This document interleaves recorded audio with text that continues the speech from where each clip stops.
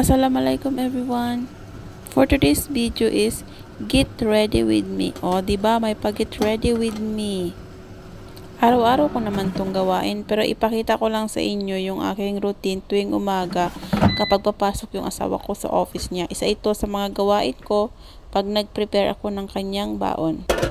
At dahil nagbabawas ng timbang ang aking asawa, meron akong na air fryer na chicken. Na ready-made ko na yan siya kanina. So, air fryer ko lang. Yan lang yung babaunin niya. Tsaka some nuts, side dish, tsaka brown bread.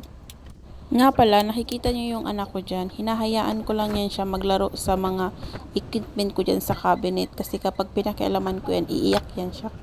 Kaya hinahayaan ko lang yan siya maglaro dyan. Para magawa ko yung aking dapat na gawin dito sa kusina. At para ma-prepare ko ng maayos yung baon ng aking asawa.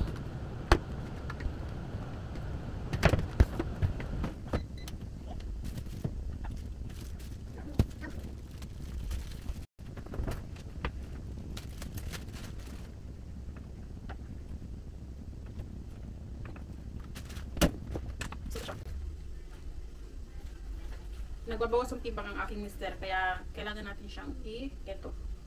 Lahat po yan ay sa friendly keto.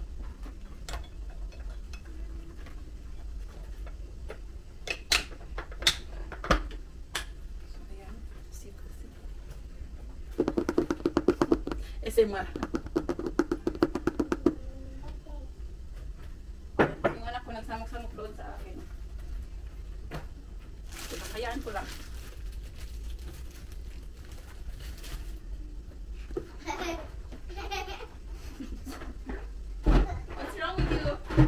Laughing with mama.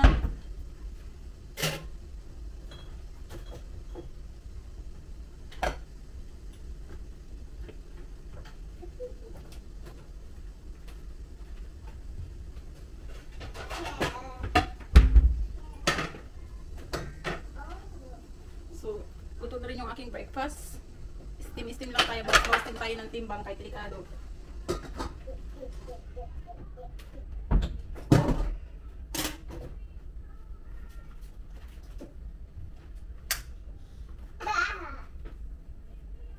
Palamigin ko lang to. And meron ako ditong toyo. Ito yung toyo ng Kiarla. See? So you can see, ganyan ang kanilang bulat. Sobrang crunchy. Tsaka maganda yung nakuha kong toyo this time kasi hindi siya masyado maalat. Tulugin ko lang yung anak ko. Wala pang tulog yan. Nagkakain na rin ako.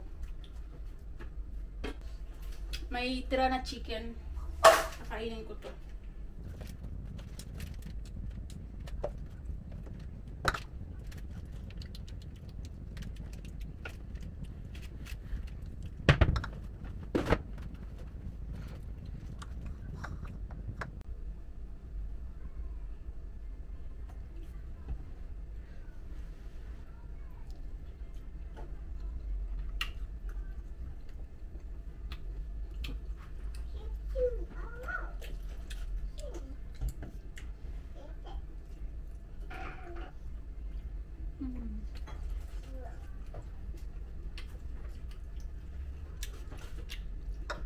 Ang sarap ng chicken ng pagkaluto.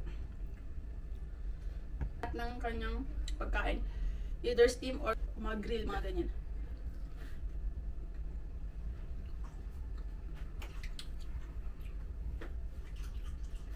Siyempre pag may sobra sa akin na yun.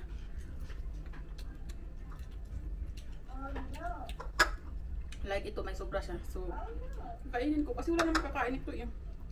Mamaya gagawa naman ako ng ibang recipe para sa kanyang keto.